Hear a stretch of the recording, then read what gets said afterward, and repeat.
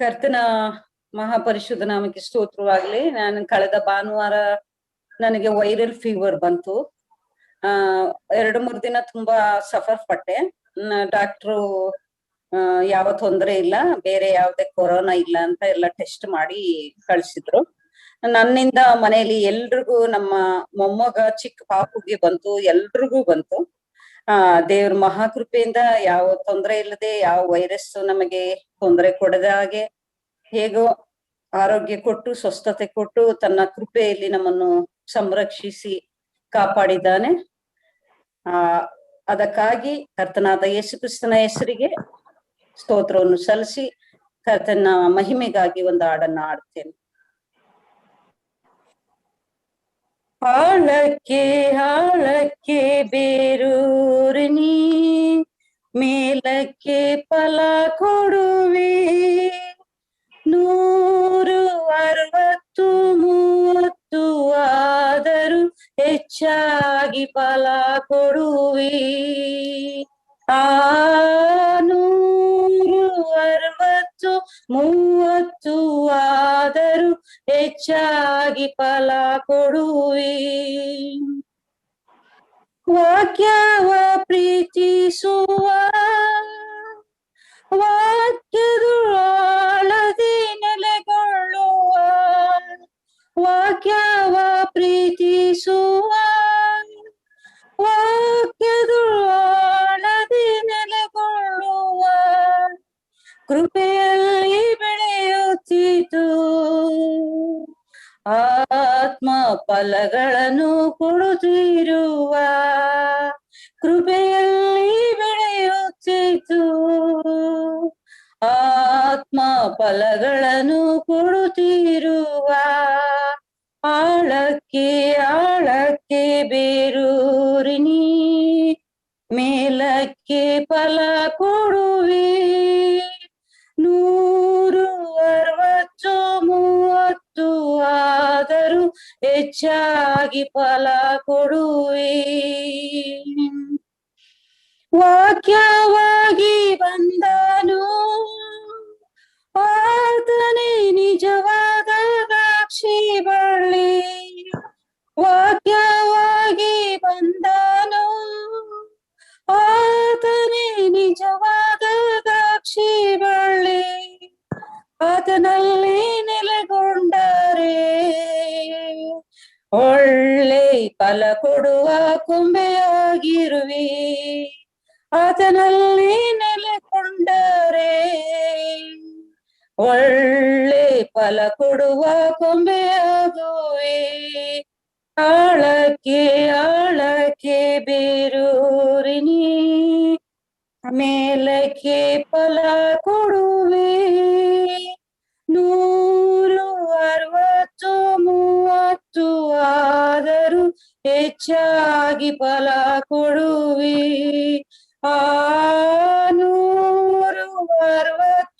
160-30 ಆದರೂ ಹೆಚ್ಚಾಗಿ ಫಲ ಕೊಡುವೆ. ಈ ಒಂದು ಸಮಯಕ್ಕಾಗಿ ದೇವರಿಗೆ ಸ್ತೋತ್ರ ಸಲ್ಲಿಸುತ್ತೇನೆ ಮತ್ತು KBA ಯೌವನಸ್ಥರು ಆಯೋಜಿಸಿರುವ ಈ ಕೂಟದಲ್ಲಿ ಆತ್ಮನಾದ ನನಗೂ ಕೂಡ ದೇವರು ಸಂದರ್ಭವನ್ನು ಕೊಟ್ಟದಕ್ಕಾಗಿ ಸ್ತೋತ್ರ ಮತ್ತು ಈ ಯೌವನಸ್ಥ ಮಕ್ಕಳಿಗಾಗಿಯೂ ದೇವರನ್ನ ಸ್ತುತಿಸಿ ಕೊಂಡಾಡುತ್ತೇವೆ. ಈಗ ಹೋದ ದಿನಮಾನಗಳಲ್ಲಿ ನಮ್ಮ ಕರ್ತನಾದ ಯೇಸು ಕ್ರಿಸ್ತನ ಕುರಿತಾಗಿ ನಾವು ಧ್ಯಾನಿಸುತ್ತಾ ಬಂದವು. Pre existing of Lord Jesus Christ, ಅಂದರೆ ಕರ್ತನಾದ ಯೇಸು ಕ್ರಿಸ್ತನು ಮನುಷ್ಯವತಾರ ತಾಳುವುದಕ್ಕಿಂತ ಮುಂಚೆ ಯಾರಾಗಿದ್ದನು ಎಂಬುದರ ಕುರಿತಾಗಿ ನಾವು ನೋಡುತ್ತಾ ಬಂದೆವು. ಮತ್ತು ಆತನ ದೈವತ್ವದ ಕುರಿತಾಗಿ divinity of Lord Jesus Christ, ನಂತರ ಆತನ ಮನುಷ್ಯತ್ವದ ಕುರಿತಾಗಿ humanity of Lord Jesus Christ. ಆಮೇಲೆ ನಾವು ನೋಡಿದೆವು ಈಗ ಸದ್ಯದಲ್ಲಿ ವರ್ತಮಾನ ಕಾಲದಲ್ಲಿ ನಮ್ಮ ಕರ್ತನಾದ ಯೇಸು ಕ್ರಿಸ್ತನು ಏನು ಸೇವೆ ಮಾಡುತ್ತಿದ್ದಾರೆ ಎಂಬುದರ ಕುರಿತಾಗಿ ನಾವು ನೋಡಿದೆವು. ನಂತರ future ministry of Lord Jesus Christ, ಅಂದ್ರೆ ಭವಿಷ್ಯದಲ್ಲಿ ನಮ್ಮ ಕರ್ತನಾದ ಯೇಸು ಕ್ರಿಸ್ತನ ಸೇವೆ ಏನು ಎಂಬುದರ ಕುರಿತಾಗಿ ನಾವು ನೋಡ್ತಾ ಬಂದೆವು. ಇವೆಲ್ಲ ಹೇಳೋದಕ್ಕೆ ಕಾರಣ ಏನಂದ್ರೆ, ನಮ್ಮನ್ನು ರಕ್ಷಿಸಿದವನು ಯಾರು? ಕೇವಲ ಯೇಸು ಎಂಬ ಒಂದು ವ್ಯಕ್ತಿ ಅಲ್ಲ, ಆತನು ಯಾರಾಗಿದ್ದನು, ಯಾರಾಗಿದ್ದಾನೆ ಎಂಬುದರ ಕುರಿತಾಗಿ ನಾವೆಲ್ಲರೂ ತಿಳಿದುಕೊಳ್ಳಬೇಕು ಎಂಬುದಕ್ಕಾಗಿಯೇ ಈ ಸಂಗತಿಗಳನ್ನ ನಾವು ನೋಡ್ತಾ ಬಂದೆವು. ಮುಖ್ಯವಾಗಿ ಕರ್ತನಾದ ಯೇಸು ಕ್ರಿಸ್ತನು ಈ ಲೋಕಕ್ಕೆ ಬರ್ಲಿಕ್ಕೆ ಕಾರಣ ಏನು ಅಂದರೆ, 1 ತಿಮೋಥಿ 1:15 ನಮಗೆಲ್ಲರಿಗೂ ಚಿರಪರಿಚಿತವಾದ ವಾಕ್ಯ. ಪಾಪಿಗಳನ್ನ ರಕ್ಷಿಸುವುದಕ್ಕಾಗಿ ಕ್ರಿಸ್ತ ಯೇಸು ಲೋಕಕ್ಕೆ ಬಂದನು ಎಂಬುದಾಗಿ ನಾವು ಅಲ್ಲಿ ನೋಡ್ತೇವೆ. ಈ ಒಂದೇ ಉದ್ದೇಶವನ್ನು ಬಿಟ್ಟು ನಮ್ಮ ಕರ್ತನಾದ ಯೇಸು ಕ್ರಿಸ್ತನಿಗೆ ಬೇರೆ ಯಾವ ಒಂದು ಧ್ಯೇಯವೂ ಇರಲಿಲ್ಲ. ಪಾಪಿಗಳನ್ನ ರಕ್ಷಿಸುವುದಕ್ಕಾಗಿ ಕರ್ತನಾದ ಯೇಸು ಕ್ರಿಸ್ತನು ಬಂದರು. ಸೊ ರಕ್ಷಣೆ ಎಂಬ ವಿಷಯ ಮನುಷ್ಯನ ಜೀವಿತದಲ್ಲಿ ಅತಿ ಪ್ರಮುಖವಾದದ್ದು, ಬಹಳ ಪ್ರಾಮುಖ್ಯವಾದದ್ದು ಎಂಬುದಾಗಿ ನಾವು ಈಗ ತಿಳಿದುಕೊಳ್ಳಬೇಕಾಗಿದೆ. ಯಾಕಂದ್ರೆ ರಕ್ಷಣೆಯೇ ಒಬ್ಬ ಮನುಷ್ಯನ ಜೀವಿತದಲ್ಲಿ ಅತಿ ಮುಖ್ಯವಾದ ವಿಷಯ. ಒಬ್ಬನು ಈ ಲೋಕದಲ್ಲಿ ಹುಟ್ಟಿ ಸಾಯುವುದಕ್ಕಿಂತ ಮುಂಚೆ ಮನುಷ್ಯನು ತೆಗೆದುಕೊಳ್ಳುವ ಬಹಳ ಪ್ರಾಮುಖ್ಯವಾದ 2 ವಿಷಯಗಳು. ಅದರಲ್ಲಿ ಮೊಟ್ಟ ಮೊದಲನೆಯ ಅತಿ ಪ್ರಾಮುಖ್ಯವಾದ ವಿಷಯ ಯಾವುದಂದ್ರೆ ರಕ್ಷಣೆ. ಆ ರಕ್ಷಣೆ ಅವನಿಗೆ ಇಲ್ಲದೆ ಹೋದರೆ ಯಾವ ಪ್ರಯೋಜನ. ಎರಡನೇದು ವಿವಾಹ ಅಥವಾ ಕೌಟುಂಬಿಕ ಜೀವಿತ. ಈಗ ರಕ್ಷಣೆ ಎಂಬುದಾಗಿ ಹೇಳುವಾಗ ಇದನ್ನು ಬಹಳ ಹಗುರವಾಗಿ, ಅದೇ ರೀತಿಯಲ್ಲಿ ಇದಕ್ಕೆ ಕೊಡಬೇಕಾದ ಗಂಭೀರತೆ ಅಥವಾ ಇಂಪಾರ್ಟೆನ್ಸ್ ಅನ್ನ ಕೊಡದೆ ಹಲವು ಜನರು ಆಗುವಂತಹ ಒಂದು ಕಾಲಘಟ್ಟದಲ್ಲಿ ನಾವಿದ್ದೇವೆ. there are many people are deceived by many people or Satan. ಯಾಕಂದ್ರೆ ಒಬ್ಬ ಮನುಷ್ಯನಿಗೆ ರಕ್ಷಣೆ ಇಲ್ಲದೆ ಸತ್ತು ಹೋದರೆ ಅವನು ನಿತ್ಯವಾಗಿ ಬೆಂಕಿ ಗಂಧಕ ಉರಿಯುವ ಕೆರೆಯಲ್ಲಿ ಯಾತನೆ ಅನುಭವಿಸಬೇಕೆಂಬುದಾಗಿ ಸತ್ಯವೇದವು ನಮಗೆ ಸಾರುತ್ತದೆ. ಆದ್ದರಿಂದ ಪ್ರಿಯರೇ, ಈ ರಕ್ಷಣೆ ಎಂಬುದು ನಮ್ಮ ಜೀವಿತದಲ್ಲಿ ಬಹಳ ಪ್ರಾಮುಖ್ಯವಾದದ್ದು.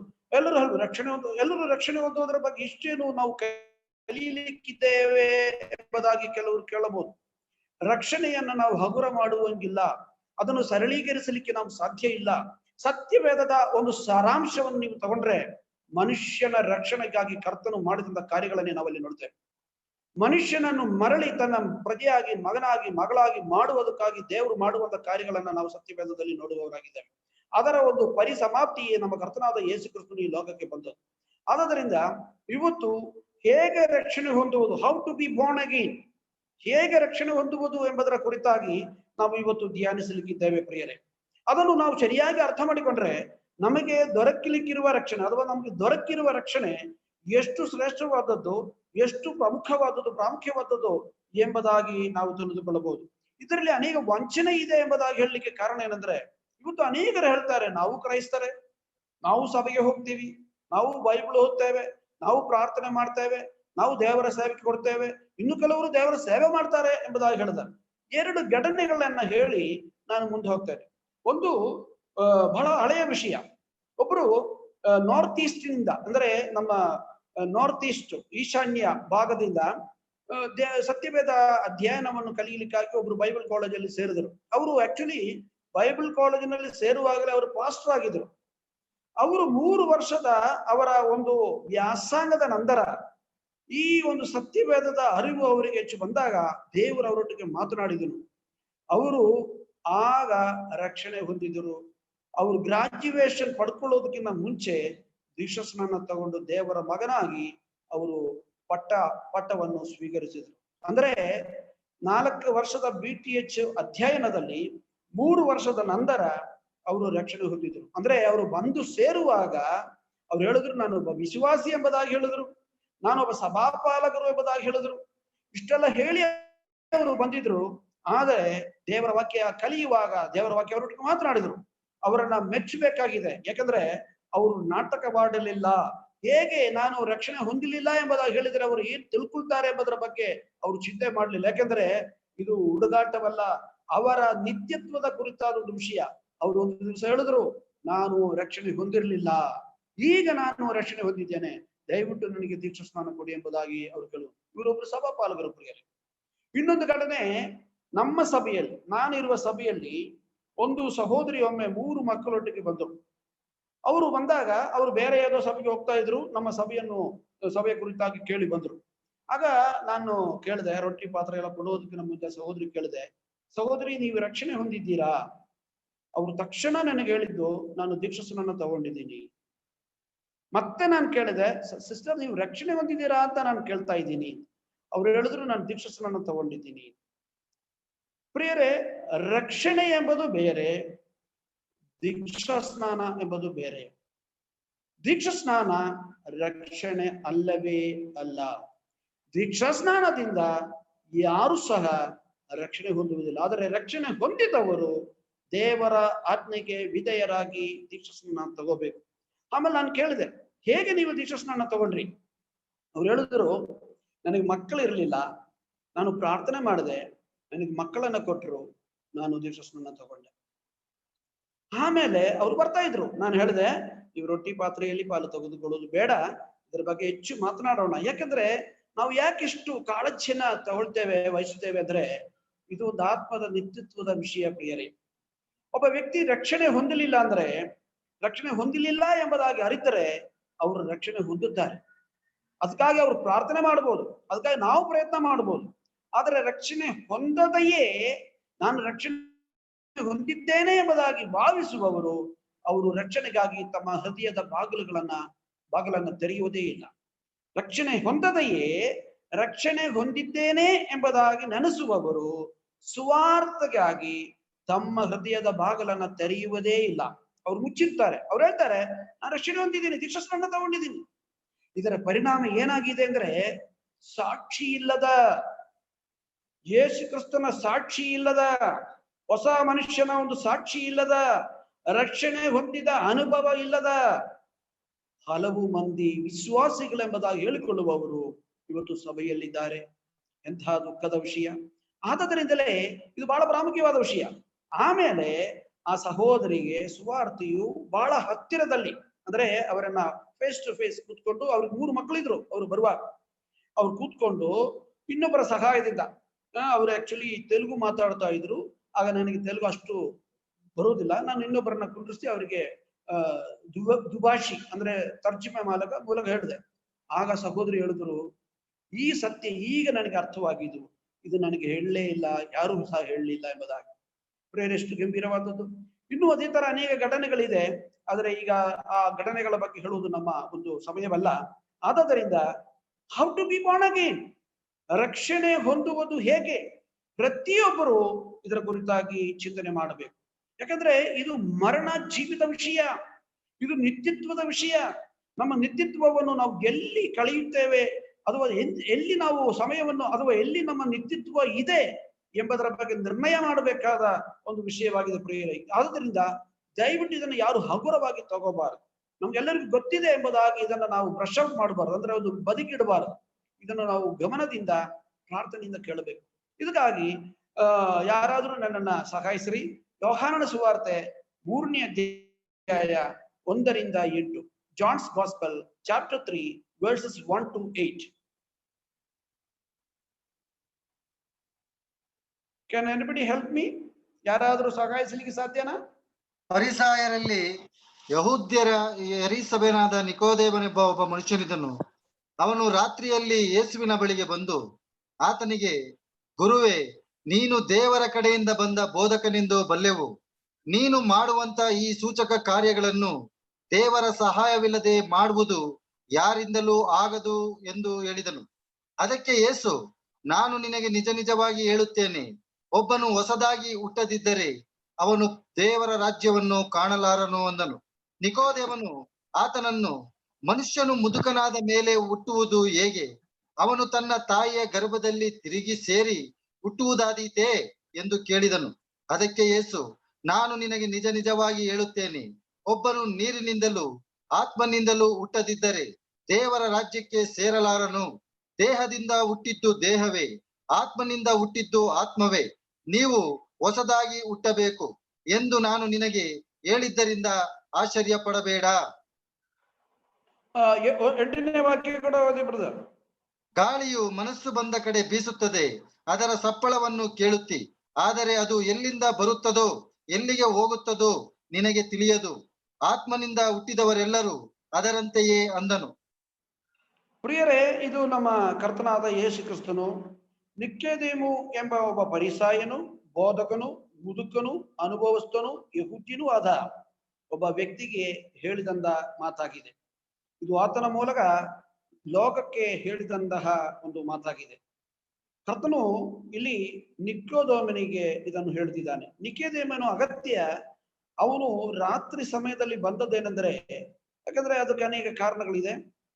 ಬೇರೆಯವರು ನೋಡಿದರೆ ಅವನನ್ನು ಭ್ರಷ್ಟನನ್ನಾಗಿ ಮಾಡ್ತಾನೆ, ಮತ್ತು ಅದು ಅವನೊಬ್ಬ ಬೋಧಕನಾಗಿದ್ದು, ಪರಿಸಯನಾಗಿದ್ದು, ಮುದುಕನಾಗಿದ್ದು ಯೇಸು ಕ್ರಿಸ್ತನ ಬಳಿ ಹೋಗುವುದು ಎಲ್ಲರೂ ಮೆಚ್ಚುವುದಿಲ್ಲ, ಅಂಗೀಕರಿಸುವುದಿಲ್ಲ, ಒಪ್ಪುವುದಿಲ್ಲ. ಆದಾಗಿ ಗುಪ್ತವಾಗಿ ಯಾರಿಗೂ ಕಾಣಬಾರದು, ತಿಳಿಯಬಾರದು ಎಂಬುದಾಗಿ ಆತನು ಯೇಸು ಕ್ರಿಸ್ತನ ಬಳಿ ಬಂದನು. ಆದ್ರೆ ನಮ್ಮ ಕರ್ತನಾದ ಯೇಸು ಕ್ರಿಸ್ತನು ಅದೇ 2ನೇ ಅಧ್ಯಾಯದಲ್ಲಿ ನಾವು 25ನೇ ವಾಕ್ಯದಲ್ಲಿ ನಾವು ನೋಡ್ತೇವೆ, ಆತನು ಮನುಷ್ಯರ ಅಂತರಂಗವನ್ನು ತಿಳಿದವನಾದ ಕಾರಣ ಯಾರು ಯಾವ ಮನುಷ್ಯನ ವಿಷಯದಲ್ಲಿಯೂ ಆತನಿಗೆ ಸಾಕ್ಷಿ ಕೊಡಬೇಕಾದ ಅವಶ್ಯವಿಲ್ಲ. ಆತನು ಯಾತಕ್ಕಾಗಿ ಅಲ್ಲಿ ಬಂದನು, ಅವನ ಅಗತ್ಯ ಏನು ಎಂಬುದನ್ನ ಅರಿತ ಕರ್ತನು ಅವನ ಹೊಗಳುವಿಕೆ ಅಥವಾ ಅವನ ನೆಚ್ಚಿಗೆಯ ಮಾತುಗಳು ಇವುಗಳಕ್ಕೆಲ್ಲ ಆತನು ವಶಂಪದನಾಗಲಿಲ್ಲ, ತನ್ನನ್ನು ಒಪ್ಪಿಸಿಕೊಡಲಿಲ್ಲ. ಅವನ ಹೃದಯದಲ್ಲಿದ್ದ ಅಗತ್ಯ, ಅವನ ಒಂದು ಬಾಯಾರಿಕೆ ಆ ಕರ್ತನಿಗೆ ಗೊತ್ತಿದ್ದ ಕಾರಣ ಇಲ್ಲಿ ಕರ್ತನು ಅವನು ಹೇಳುವಂತ ಮಾತೇ ಬೇರೆ, ಆದ್ರೆ ನಮ್ಮ ಕರ್ತನಾದ ಯೇಸು ಕ್ರಿಸ್ತನು ಅವನಿಗೆ ಹೇಳುವಂತ ಮಾತೇ ಬೇರೆ. 1-2 ನೋಡಿದರೆ ಅದಕ್ಕೆ ತಕ್ಕಂತ ಉತ್ತರವೆಲ್ಲ ನಮ್ಮ ಕರ್ತನಾದ ಯೇಸು ಕ್ರಿಸ್ತನು ಕೊಟ್ಟಿದ್ದು. ಯೇಸು ಕ್ರಿಸ್ತನಿಗೆ ವೈಯಕ್ತಿಕವಾದ ಹೋಲುವಿಕೆಯ ಅಗತ್ಯ ಇಲ್ಲ. ಮನುಷ್ಯನ ಮೆಚ್ಚುಗೆ ಆತನಿಗೆ ಅಗತ್ಯ ಇಲ್ಲ. ಆ ಮನುಷ್ಯನ ಅಗತ್ಯವನ್ನು ಅರಿತ ದೇವರು ಆತನಿಗೆ ಹೇಳುವುದನ್ನು ನೋಡ್ತೇವೆ. ಯೇಸು ಪ್ರತ್ಯುತ್ತರವಾಗಿ ಅವನು ತಿರುಗಿ ಹುಟ್ಟೋದರ ಬಗ್ಗೆ ಎಲ್ಲ ಕೇಳಲೇ ಇಲ್ಲ. ಅವನು ಹೇಳಿದೆ ಬೇರೆ ಮಾತು, ನೀನು ಪರಲೋಕದಿಂದ ಬಂದಿದ್ಯಾ ಸ್ವಾಮಿ ಗುರುವೇ, ಇಲ್ದಿದ್ರೆ ಇದೆಲ್ಲ ಮಾಡಕ್ಕಾಗಲ್ಲ ಎಂಬುದಾಗಿ ಆತನನ್ನು ಹೊಗಳುತ್ತಿದ್ದಾನೆ. ಆದ್ರೆ ಇಲ್ಲಿ ಕರ್ತನು ಹೇಳುವಂಥದ್ದು, ಯೇಸು ಪ್ರತ್ಯುತ್ತರವಾಗಿ ಅವನಿಗೆ, ನಾನು ನಿನಗೆ ನಿಜವಾಗಿ ಹೇಳುತ್ತೇನೆ, ಒಬ್ಬನು ಜನರಲೈಸ್, ನೀನು ಎಂಬುದಾಗಿ ಅಲ್ಲ, ಒಬ್ಬನು ತಿರುಗಿ ಹುಟ್ಟದಿದ್ದರೆ ಅವನು ದೇವರ ರಾಜ್ಯವನ್ನು ನೋಡಲಾರನು. ತಿರುಗಿ ಹುಟ್ಟದಿದ್ದರೆ ದೇವರ ರಾಜ್ಯದಲ್ಲಿ ನೀನು ಪ್ರವೇಶಿಸುವುದಿಲ್ಲ ಎಂಬುದಾಗಿ 2ನೇ ಸಾರಿ ಆತನು ಹೇಳ್ತಾನೆ. ಅದರ 1ನೇ ಸಾರಿ ಆತನು ಹೇಳುವಾಗ ಕರ್ತನು ಹೇಳುವಂತ ಮಾತು, ದೇವರ ರಾಜ್ಯವನ್ನು ನೋಡಲಾರೆ, ನೋಡೋದಕ್ಕೆ ಸಾಧ್ಯವಿಲ್ಲ. ಪರಲೋಕ ಪ್ರವೇಶಿಸಬೇಕಾದರೆ, ದೇವರ ಮಗನು ಅಥವಾ ಮಗಳಾಗಬೇಕಾದರೆ ಪ್ರತಿಯೊಬ್ಬ ಮನುಷ್ಯನು ತಿರುಗಿ ಹುಟ್ಟಬೇಕು. ಇದು ಅನ್ಯರೆಂಬುದಿಲ್ಲ, ಯಹೂದ್ಯರೆಂಬುದಿಲ್ಲ, ಬೋಧಕನು ಎಂಬುದಿಲ್ಲ, ಅನರಕ್ಷಣನು ಓದಿದವನು, ವಿದ್ಯಾವಂತನು, ಪಂಡಿತನು, ಪಾಮರನು ಎಂಬುದಿಲ್ಲ.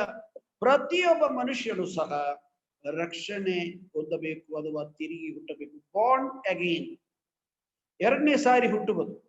ಇದು ಕರ್ತನು ಹೇಳಿದ ಮಾತು, ಸರಳವಾದ ಮಾತು ಇದು, ಆದ್ರೆ ಅವನಿಗೆ ಅರ್ಥವಾಗಲಿಲ್ಲ. ಪ್ರಿಯರೇ, ಅವನು ಒಬ್ಬ ಯೆಹೋವ ದೇವರನ್ನು ಆರಾಧಿಸುವ ಒಬ್ಬ ವ್ಯಕ್ತಿ. ಅವನು ವಿಗ್ರಹ ಆರಾಧನೆ ಮಾಡುವವನಲ್ಲ. ಅವನು ಇಸ್ರಾಯೇಲ್ ದೇವರನ್ನ ಆರಾಧಿಸುವ ವ್ಯಕ್ತಿ. ಆ ಜನರಿಗೆ ಬೋಧನೆ ಮಾಡುವಂತ ಒಬ್ಬ ಬೋಧಕನು. ಅನೇಕ ವರ್ಷಗಳ ಅನುಭವ ಅವನ ಜೀವನದಲ್ಲಿ ಇದೆ. ಅವನು ಹಳೆಯ ಒಡಂಬಡಿಕೆಯನ್ನು ಓದುವವನು, ಪಾರಾಯಣ ಮಾಡುವವನು, ಅದನ್ನು ಬೋಧಿಸುವವನು. ಆದರೆ ಈ ಸತ್ಯ ಅವನಿಗೆ ಗೊತ್ತಿರಲಿಲ್ಲ. ಪರಲೋಕಕ್ಕೆ ಹೋಗಬೇಕು ಅಂದ್ರೆ ಏನು ಮಾಡಬೇಕು ಎಂಬುದು ಅವನಿಗೆ ಗೊತ್ತಿರಲಿಲ್ಲ ಪ್ರಿಯರು. ಆದ್ದರಿಂದ ಕರ್ತನು ಅವನಿಗೆ ಹೇಳುವಂತ ಮಾತು, ನೀನು ತಿರುಗಿ ಹುಟ್ಟದಿದ್ದರೆ ದೇವರ ರಾಜ್ಯವನ್ನು ನೋಡಲಾರನು ಅಂತ. ಈಗ ತಿರುಗಿ ಹುಟ್ಟಬೇಕು, ಹೇಗೆ ಹುಟ್ಟುಕೊಳ್ಳುವುದು? ಅನೇಕರಿಗೆ ಈ ಒಂದು ಅನುಮಾನ ಇದೆ. ಅನೇಕರು ಈ ಪ್ರಶ್ನೆಯನ್ನು ಕೇಳ್ತಾರೆ, ಪುನರ್ಜನ್ಮ, ಪೇತ್ರ ಹೇಳ್ತಾನೆ ಅದನ್ನ ಪುನರ್ಜನ್ಮ ಎಂಬುದಾಗಿ. ಹೇಗಿದು ಸಾಧ್ಯ? ಈಗ ಅವನು ಒಂದು ಪ್ರಶ್ನೆಯನ್ನು ಯೇಸು ಕ್ರಿಸ್ತನಿಗೆ ಮತ್ತೆ ಕೇಳುವುದನ್ನು ನೋಡ್ತೇವೆ. ನಿಕೋದೇಮನು ಆತನಿಗೆ, ಒಬ್ಬನು ಮುದುಕನಾದ ಮೇಲೆ ಹುಟ್ಟುವುದು ಹೇಗೆ? ದೇವರು ಆತ್ಮೀಯ ಹುಟ್ಟುವಿಕೆಯ ಬಗ್ಗೆ ಹೇಳಿದರೆ ಇವನು ಮಾನುಷಿಕ ಹುಟ್ಟುವಿಕೆಯ ಬಗ್ಗೆ ಅವನು ಚಿಂತನೆ ಮಾಡುತ್ತಿದ್ದಾನೆ. ಮುದುಕನೂ ತಿರುಗಿ ಹುಟ್ಟಬೇಕು, ಯೌವನಸ್ಥನೂ ತಿರುಗಿ ಹುಟ್ಟಬೇಕು, ಮಧ್ಯ ವಯಸ್ಕನೂ ಸಹ ತಿರುಗಿ ಹುಟ್ಟಬೇಕು. ಒಳ್ಳೆಯದರ ಕೆಟ್ಟದರ ಅರಿವು ಬಂದ ನಂತರ ಪ್ರತಿಯೊಬ್ಬ ಮನುಷ್ಯನು ತಿರುಗಿ ಹುಟ್ಟಬೇಕು. ಕರ್ತನು ಈ ಲೋಕಕ್ಕೆ ಬಂದದರ ಉದ್ದೇಶವೇ ಅದು. ಯೋಹಾನ 3:16 ನಮ್ಗೆ ಗೊತ್ತಿದೆ, ದೇವರು ಲೋಕದ ಮೇಲೆ ಎಷ್ಟೋ ಪ್ರೀತಿಯನ್ನಿಟ್ಟು ತನ್ನ ಒಬ್ಬನೇ ಮಗನನ್ನು ಕೊಟ್ಟನು, ಆತನನ್ನು ನಂಬುವ ಒಬ್ಬನಾದರೂ ನಾಶವಾಗದೆ ಎಲ್ಲರೂ ನಿತ್ಯ ಜೀವವನ್ನು ಪಡೆಯಬೇಕೆಂಬುದಾಗಿ ಆತನನ್ನು ಕೊಟ್ಟನು. ನಿತ್ಯ ಜೀವ, ಇಟರ್ನಲ್ ಲೈಫ್, ತಿರುಗಿ ಹುಟ್ಟುವಿಕೆ, ನೂತನ ಮನುಷ್ಯನಾಗುವುದು, ದೇವರ ಮಗನಾಗುವುದು, ಇದರ ಅನೇಕ ಪದಗಳಿಂದ ಅದು ಹೇಳಲ್ಪಟ್ಟಿದೆ. ಅವನು ಹೇಳ್ತಿದ್ದಾನೆ, ನಾನು ಮುದುಕನು, ತಿರುಗಿ ಹುಟ್ಟುಕೊಳ್ಳೋದು ಹೇಗೆ? ಅವನು ತನ್ನ ತಾಯಿಯ ಗರ್ಭದಲ್ಲಿ 2ನೇ ಸಾರಿ ಪ್ರವೇಶಿಸಿ ಹುಟ್ಟುವುದಾದೀತೇ ಎಂದು ಹೇಳಿದನು. ಯೇಸು ಪ್ರತ್ಯುತ್ತರವಾಗಿ ಅವನಿಗೆ, ನಿನಗೆ ನಿಜವಾಗಿ ಹೇಳುತ್ತೇನೆ. ಈ ನಿಜ ಅಂದ್ರೆ ಅದು ಎಷ್ಟು ಪ್ರಾಮುಖ್ಯವಾದ ಒಂದು ಕಾರ್ಯ ಎಂಬುದಾಗಿ, ಎಷ್ಟು ಇಂಪಾರ್ಟೆಂಟ್ ಎಂಬುದಾಗಿ, ಅನಿವಾರ್ಯವಾದದ್ದು ಎಂಬುದಾಗಿ ನಿಜವಾಗಿ ಹೇಳುತ್ತೇನೆ. ಒಬ್ಬನು ನೀರಿನಿಂದಲೂ ಆತ್ಮನಿಂದಲೂ ಹುಟ್ಟದಿದ್ದರೆ ಅವನು ದೇವರ ರಾಜ್ಯದೊಳಗೆ ಪ್ರವೇಶಿಸಲಾರನು. ಹೇಗೆ ಹುಟ್ಟುವುದು? How to be born again? ಇಲ್ಲಿ ದೇವರು ಕರ್ತನಾದ ಯೇಸು ಕ್ರಿಸ್ತನು ಪರಿಸಯ್ಯನಾದ ಬೋಧಕನಾದ ನಿಕೋದೇಮನಿಗೆ ಹೇಳುವಂಥದ್ದು, ನಿನಗೆ ನಾನು ನಿಜ ನಿಜವಾಗಿ ಹೇಳುತ್ತೇನೆ, ಒಬ್ಬನು, ಪುನಃ ಜನರಲೈಸ್, ಇದು ಎಲ್ಲರಿಗೂ, ನಿನಗೆ ಮಾತ್ರ ಅಲ್ಲ, ಎಲ್ಲರಿಗೂ, ಒಬ್ಬನು ನೀರಿನಿಂದಲೂ ಆತ್ಮನಿಂದಲೂ. ಇದನ್ನು ಅನೇಕರು ನೀರು ಎಂಬುದಾಗಿ ಹೇಳುವಾಗ ಅನೇಕರು ದೀಕ್ಷಾಸ್ನಾನ ಎಂಬುದಾಗಿ ಭಾವಿಸಿಕೊಂಡಿದ್ದಾರೆ.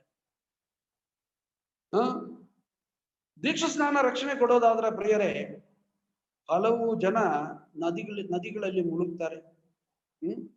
ಅನೇಕರು ನೀರಿನ ತೊಟ್ಟಿಯಲ್ಲಿ ಸ್ನಾನ ಮಾಡ್ತಾರೆ. ದೀಕ್ಷಾಸ್ನಾನ ರಕ್ಷಣೆ ಯಾರಿಗೂ ಕೊಡೋದಿಲ್ಲ, ದೇವರ ವಾಕ್ಯದಲ್ಲಿ ಎಲ್ಲೂ ಇಲ್ಲ. ಮಾರ್ಕನ ಸುವಾರ್ತೆ 16ನೇ ಅಧ್ಯಾಯ 15ನೇ ವಾಕ್ಯದಲ್ಲಿ ನಾವು ನೋಡುವಂತ ಒಂದು ಕಾರ್ಯ ಏನಂದ್ರೆ, ಮಾರ್ಕ್ 16:15, ಮಾರ್ಕ್ 16:15,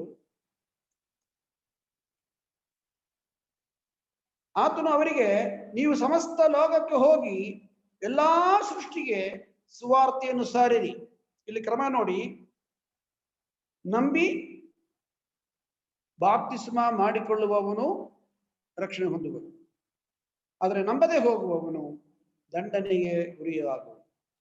ಸುವಾರ್ತೆ ಸಾರಲ್ಪಡಬೇಕು, ಸುವಾರ್ತೆ ಸಾರಲ್ಪಡಬೇಕು, ನಂಬಬೇಕು, ನಂತರ ದೀಕ್ಷಾಸ್ನಾನ.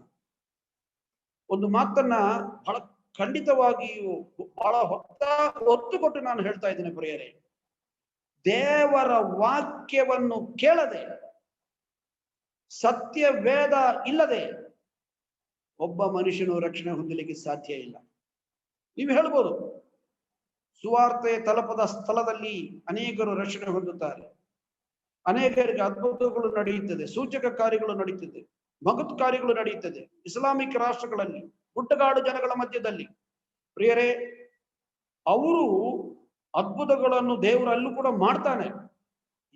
ಯಾಕೆ ಮಾಡ್ತಾನಂದ್ರೆ, ದೇವರ ಕಡೆ ಅವರು ತಿರುಗಿಕೊಳ್ಳುವುದಕ್ಕೂ, ಅವರು ಸುವಾರ್ತೆ ಸಾರುವುದಕ್ಕೂ, ಕೇಳುವುದಕ್ಕೂ, ಅರ್ಥ ಮಾಡಿಕೊಳ್ಳುವುದಕ್ಕೂ, ನಂಬುವುದಕ್ಕಾಗಿ ಅವರು ಅಲ್ಲಿ ಅದ್ಭುತವನ್ನ ಮಾಡ್ತಾರೆ. ಈಗ ಒಂದು ಗುಡ್ಡಗಾಡು ಪ್ರದೇಶಕ್ಕೆ ಒಬ್ಬ ಸೇವಕನು ಹೋಗಿ ಅಲ್ಲಿಯ ಸ್ಥಳೀಯ ಭಾಷೆ ಅವನಿಗೆ ಗೊತ್ತಿಲ್ಲದಿರುವಾಗ ಅಲ್ಲಿ ದೇವರು ಆ ಸೇವಕನನ್ನ ಅದ್ಭುತ ಸೂಚಕ ಕಾರ್ಯವನ್ನು ಮಾಡುವುದಕ್ಕೆ ಅನುಮತಿಸುತ್ತಾನೆ. ಆದ್ರೆ ಅದರಿಂದಲೇ ರಕ್ಷಣೆಯಲ್ಲ. ಆ ಅದ್ಭುತ ಕಾರ್ಯಗಳು, ಈಗ ಆ ಸಹೋದರಿ ಹೇಳಿದ್ರು, ನನಗೆ ಮಕ್ಕಳಿರಲಿಲ್ಲ, ನಾನು ಪ್ರಾರ್ಥನೆ ಮಾಡಿದೆ, ಆದ್ರೆ ಆ ಅದ್ಭುತವನ್ನು ಅವರ ಜೀವಿತದಲ್ಲಿ ಜರುಗಿದಾಗ, ನಡೆದಾಗ, ಅವರು ಸುವಾರ್ತೆ ಕೇಳುವುದಕ್ಕೆ ಅದು ಕಾರಣವಾಗಿರ್ಬೇಕು, ಅದು ಪ್ರಚೋದನವಾಗಿರ್ಬೇಕು, ಅದೊಂದು ರೀಸನ್ ಆಗಿರ್ಬೇಕು.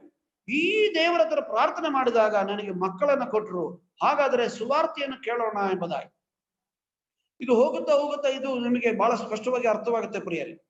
ಸೊ ಸುವಾರ್ತೆ ಕೇಳಬೇಕು, ಅದನ್ನ ಕೇಳಿ ನಂಬಬೇಕು, ನಂಬಿದ ನಂತರ ದೀಕ್ಷಾಸ್ನಾನ ತಗೋಬೇಕು, ಆಗ ರಕ್ಷಣೆ ಆಗ್ತದೆ. ಇದರ ಒಂದು ಪ್ರಕ್ರಿಯೆ. ಸುವಾರ್ತೆ ಸಾರಲ್ಪಡಬೇಕು. ಏಕೆ ಸುವಾರ್ತೆ ಸಾರಲ್ಪಡಬೇಕು ಎಂಬುದನ್ನ ನಾವು ಹೋಗುತ್ತಾ ಹೋಗುತ್ತಾ ಅರ್ಥವಾಗುತ್ತೆ. ಇಲ್ಲಿ ಸ್ವಾಮಿ ಹೇಳುವಂಥದ್ದು ನೋಡ್ರಿ, ಹೇಗೆ ತಿರುಗಿ ಹುಟ್ಟುವುದು?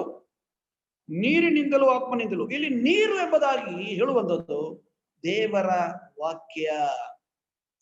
ನೀರು ಎಂಬುದಾಗಿ ಹೇಳುವಾಗ ಇದು ಮನುಷ್ಯನ ಇದು ಮನುಷ್ಯನ ಹುಟ್ಟುವಾಗ ಸ್ತ್ರೀಯರ ಗರ್ಭಾಶಯದಲ್ಲಿ ನೀರಿರುತ್ತೆ.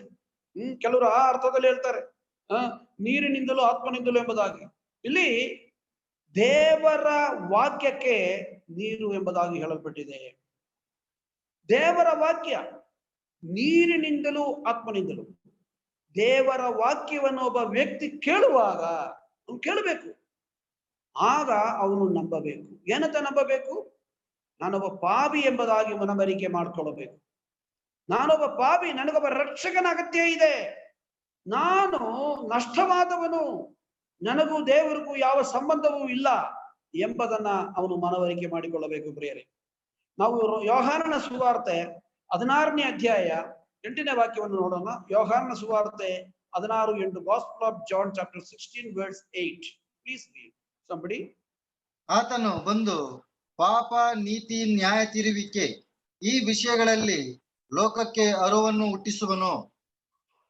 ಓಕೆ, ದೇವರ ಆತ್ಮನು ಒಬ್ಬ ವ್ಯಕ್ತಿ ಸುವಾರ್ತೆಯನ್ನು ಕೇಳುವಾಗ ಆ ಸುವಾರ್ತೆ ಆ ವ್ಯಕ್ತಿಯ ಹೃದಯದಲ್ಲಿ ಹೋದಾಗ ದೇವರ ಆತ್ಮನು ಆ ವ್ಯಕ್ತಿಗೆ ನೀನು ಒಬ್ಬ ನಷ್ಟವಾದವನು, ನಿನಗೂ ದೇವರಿಗೂ ಯಾವ ಸಂಬಂಧನೂ ಇಲ್ಲ, ನಿನಗೊಬ್ಬ ರಕ್ಷಕನ ಅಗತ್ಯ ಇದೆ.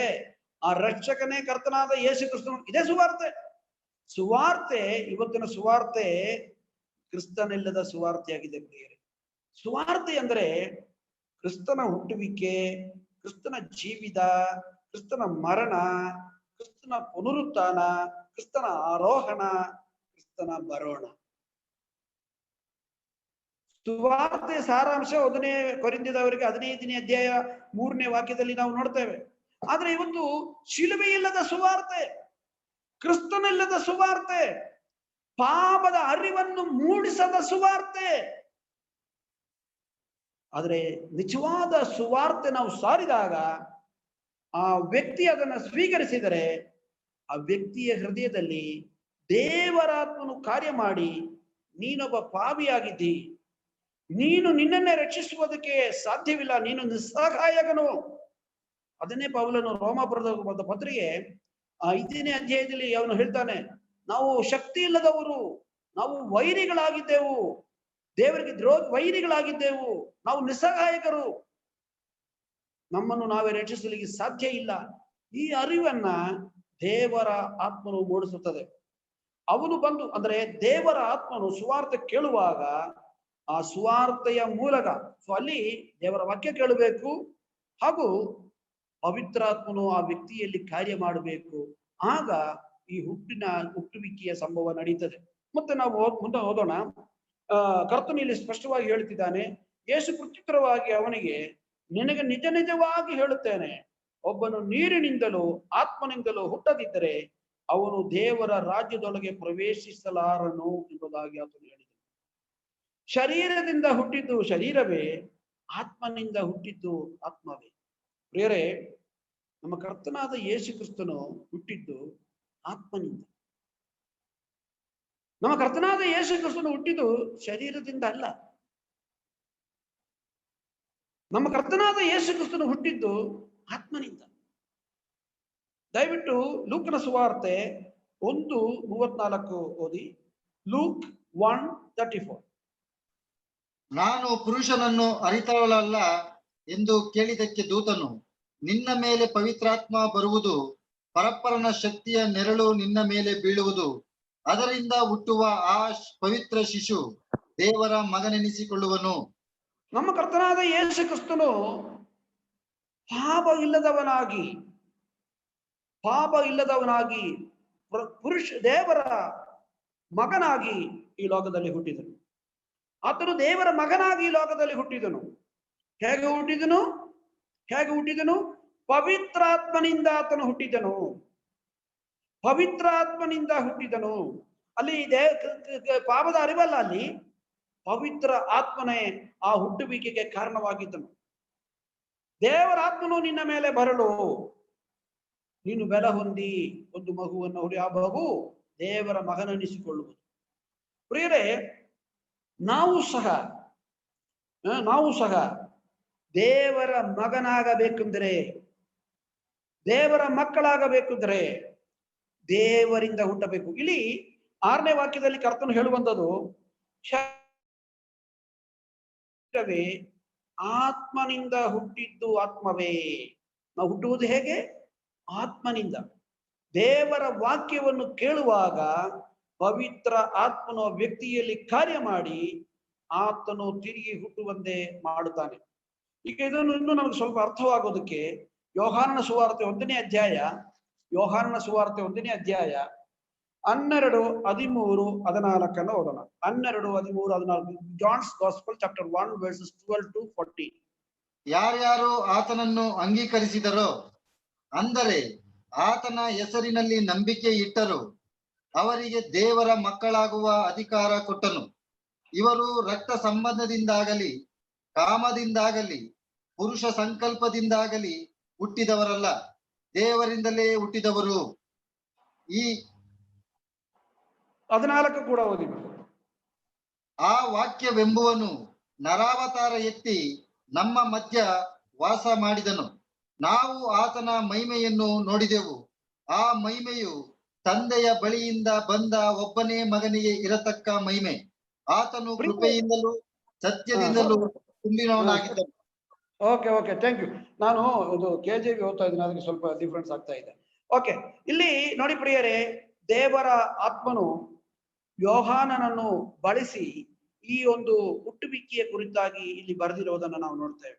ಇಲ್ಲಿ 1ನೇ ವಾಕ್ಯದಲ್ಲಿ ನಾವು ನೋಡ್ತೇವೆ, ಆದಿಯಲ್ಲಿ ವಾಕ್ಯವಿದ್ದನು, ಆ ವಾಕ್ಯವು ದೇವರೊಂದಿಗಿದ್ದನು, ಆ ವಾಕ್ಯವು ದೇವರಾಗಿದ್ದನು. ಸೊ ದೇವರು ಅಂದ್ರೆ ಯಾವುದು? ವಾಕ್ಯ.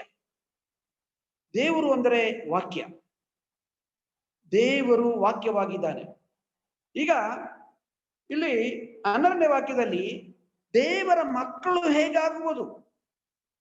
ನಾವು ಮುಂಚೆ ಸೈತಾನನ ಮಕ್ಕಳಾಗಿದ್ದೆವು. ದೇವರ ಮಕ್ಕಳು ಹೇಗಾಗುವುದು? ದೇವರ ಮಕ್ಕಳಾಗಬೇಕು ಅಂದ್ರೆ ದೇವರಿಂದ ಹುಟ್ಟಬೇಕು. ನಾವು ದೇವರ ಮಕ್ಕಳಾಗಬೇಕಿದ್ರೆ ದೇವರಿಂದ ಹುಟ್ಟಬೇಕು. ದೇವರಿಂದ ಹುಟ್ಟಿದವರೇ ದೇವರ ಮಕ್ಕಳು. ಅದಕ್ಕೆ ತಿರುಗಿ ಹುಟ್ಟುವುದು, ಅದಕ್ಕೆ ಬಾರ್ನ್ ಅಗೇನ್ ಅಂತ ಹೇಳೋದು, ಅದಕ್ಕೆ ರಕ್ಷಣೆ ಎಂಬುದಾಗಿ ಹೇಳೋದು. ನಾವು ದೇವರ ಮಕ್ಕಳಾಗಬೇಕು. 12ನೇ ವಾಕ್ಯದಲ್ಲಿ ನಾವು ದೇವರ ಮಕ್ಕಳು ಯಾರ್ಯಾರು ಆತನನ್ನು ಅಂಗೀಕರಿಸಿದರೋ, ಅಂದರೆ ಆತನ ಹೆಸರಿನಲ್ಲಿ ನಂಬಿಕೆ ಇಟ್ಟರೋ ಅವರಿಗೆ ದೇವರ ಮಕ್ಕಳಾಗುವ ಅಧಿಕಾರ ಕೊಟ್ಟನು.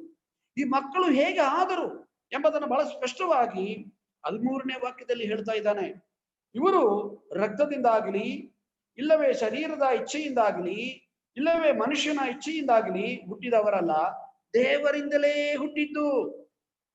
ಇವರ ಪುನರ್ಜನ್ಮಕ್ಕೆ, ಇವರು ತಿರುಗಿ ಹುಟ್ಟುವುದಕ್ಕೆ ಮೂಲ ದೇವರು ಅಥವಾ ದೇವರ ವಾಕ್ಯ ಅಥವಾ ದೇವರಾತ್ಮ. ಇದಲ್ಲದೆ ಯಾವುದೇ ಮಾನುಷಿಕವಾದ ಆಚಾರ ಅನುಷ್ಠಾನಗಳು ಸಂಪ್ರದಾಯಗಳಿಂದ ತಿರುಗಿ ಹುಟ್ಟಲಿಕ್ಕೆ ಸಾಧ್ಯನೇ ಇಲ್ಲ.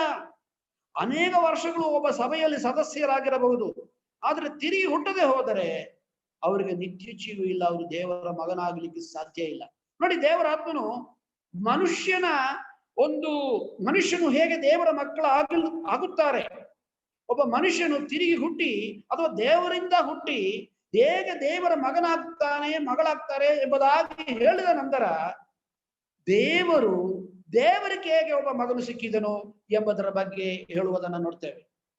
ಪ್ರಿಯರೇ, ಒಬ್ಬ ಮನುಷ್ಯನು, ಪಾಪಿಯಾದ ಒಬ್ಬ ಮನುಷ್ಯನು ರಕ್ಷಣೆ ಹೊಂದಿ ಅವನು ದೇವರ ಮಗನಾಗುವುದರ ಕುರಿತಾಗಿ ಹೇಳಿದ ನಂತರ ದೇವರಾತ್ಮನು ಆ 1-2ರಲ್ಲಿ ಹೇಳಿದಂತಹ ಆ ವಾಕ್ಯದ ಕುರಿತಾಗಿ ಹೇಳ್ತಾ ಇದ್ದಾನೆ.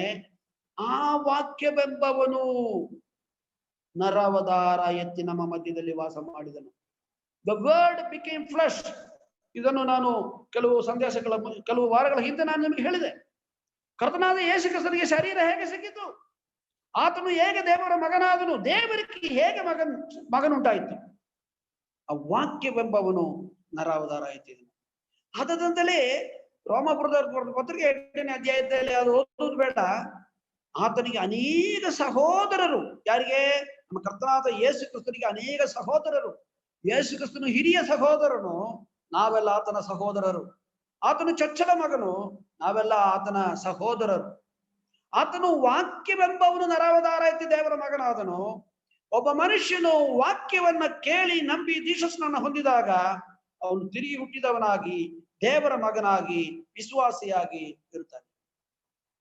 13ನೇ ವಾಕ್ಯದಲ್ಲಿ ಹೇಗೆ ಒಬ್ಬನು ತಿರುಗಿ ಹುಟ್ಟಲಿಕ್ಕೆ ಸಾಧ್ಯ ಇಲ್ಲ ಎಂಬುದಾಗಿ ಹೇಳಿ, ಹೇಗೆ ಒಬ್ಬನು ತಿರುಗಿ ಹುಟ್ಟಲಿಕ್ಕೆ ಸಾಧ್ಯ ಇಲ್ಲ ಅದು ಇದು ಹೇಳ್ತಾ ಇದ್ದು, ಇವರು ರಕ್ತದಿಂದಾಗಲಿ, ಇಲ್ಲದೆ ಶರೀರದ ಇಚ್ಛೆಯಿಂದಾಗಲಿ, ಇಲ್ಲವೇ ಮನುಷ್ಯನ ಇಚ್ಛೆಯಿಂದಾಗಲಿ ಹುಟ್ಟಿದವರಲ್ಲ. ಯಾರು? ದೇವರ ಮಕ್ಕಳು. ಅಪ್ಪ ವಿಶ್ವಾಸಿ, ಹಾಗೆ ಅದರಿಂದ ನಾನು ವಿಶ್ವಾಸಿ ಇಲ್ಲ.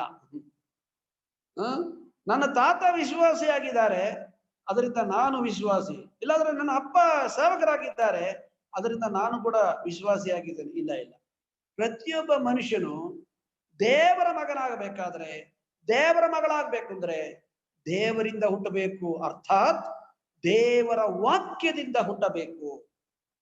ದೇವರಿಂದ ಹುಟ್ಟಬೇಕು, ಅರ್ಥಾತ್ ದೇವರ ವಾಕ್ಯದಿಂದ ಹುಟ್ಟಬೇಕು. ಅದಕ್ಕೆ ದೇವರ ಮಕ್ಕಳಾಗುವ ಅಧಿಕಾರ ಕೊಟ್ಟನು. ಅವರು ಹೇಗೆ ದೇವರ ಮಕ್ಕಳಾಗಲಿಲ್ಲ? ಮನುಷ್ಯನಿಂದಲ್ಲ, ಅವರು ದೇವರಿಂದಲೇ ಹುಟ್ಟಿದ್ದು. ಅಂದ್ರೆ ದೇವರ ವಾಕ್ಯದಿಂದಲೇ ಅವರು ಹುಟ್ಟಿದ್ದು. ಆಮೇಲೆ ದೇವರ ಮೊದಲನೆಯ ಮಗನ ಕುರಿತಾಗಿ ಹೇಳುವುದನ್ನು ನಾವು ನೋಡ್ತೇವೆ. ಆ ವಾಕ್ಯವೆಂಬವನು ನರಾವತಾರ ಎತ್ತಿ ನಮ್ಮ ಮಧ್ಯದಲ್ಲಿ. ಇದಲ್ಲದ ವಾಕ್ಯವಾಗಿರುವ ಆತನು ಶರೀರಧಾರಿಯಾಗಿ ಕೃಪೆಯಿಂದಲೂ ಸತ್ಯದಿಂದಲೂ ತುಂಬಿ ನಮ್ಮ ಮಧ್ಯದಲ್ಲಿ ವಾಸ ಮಾಡಿದನು. ಇದನ್ನೇ ಲೂಕ 1:34 ನಾವು ನೋಡಿದ್ದು. ಪವಿತ್ರಾತ್ಮ ನಿನ್ನ ಮೇಲೆ ಬರಲು ನೀನು ಒಂದು ಮಗುವನ್ನು ಹೆರುವಿ, ಆ ಮಗುವಿಗೆ ದೇವರ ಮಗನೆನಿಸಿಕೊಳ್ಳುವಿ. ನಾನು ಅದನ್ನು ಮತ್ತೊಂದು ಸಾರಿ ಓದ್ತೇನೆ. ಲೂಕನ ಸುವಾರ್ತೆ 1:34. ಆಗ ಮರಿಯಳು ಆ ದೂತನಿಗೆ, ಇದು ಹೇಗಾದೀತು? ನಾನು ಪುರುಷನನ್ನು ಅರಿತವಳು ಅಲ್ಲವಲ್ಲ ಆದಳು. ಅದಕ್ಕೆ 35. ಅದಕ್ಕೆ ಆ ದೂತನು ಪ್ರತ್ಯುತ್ತರವಾಗಿ ಆಕೆಗೆ, ಪವಿತ್ರ ಆತ್ಮನು ನಿನ್ನ ಮೇಲೆ ಬರುವನು, ಮಹೋನ್ನತನ ಶಕ್ತಿಯು ನಿನ್ನನ್ನು ಆವರಿಸಿಕೊಳ್ಳುವುದು, ಆದದರಿಂದ ನಿನ್ನಿಂದ ಹುಟ್ಟುವ ಪವಿತ್ರವಾದ ಶಿಶುವು ದೇವರ ಮಗನೆಂದು ಕರೆಯಲ್ಪಡುವುದು. ನಾವೆಲ್ಲ ಶರೀರದಲ್ಲಿ ಒಂದು ಸಾರಿ ಹುಟ್ಟಿದ್ವಿ, ಈಗ ವಾಕ್ಯವನ್ನು ಕೇಳಿ ನಾವು ಹುಟ್ಟಿದ್ವಿ. ಪ್ರಿಯರೇ, ನನ್ನನ್ನು ಕೇಳುವ ಪ್ರಿಯ ಸಹೋದರ ಸಹೋದರಿಯರೇ, ನೀವು ಹೇಗೆ ರಕ್ಷಣೆ ಹೊಂದಿದಿರಿ? ನೀವು ದೇವರ ವಾಕ್ಯವನ್ನು ಕೇಳಿ ಪಾಪದ ಅರಿವು ಬಹಳ ಲಾಘವದಿಂದ ಅನೇಕರು ಇವತ್ತು ದೀಕ್ಷಾ ಸ್ನಾನಕ್ಕೆ ಸಿದ್ಧವಾಗ್ತಾರೆ. ಲಾಘವದಿಂದ ಅಂದ್ರೆ ಬಹಳ ಹಗುರವಾಗಿ.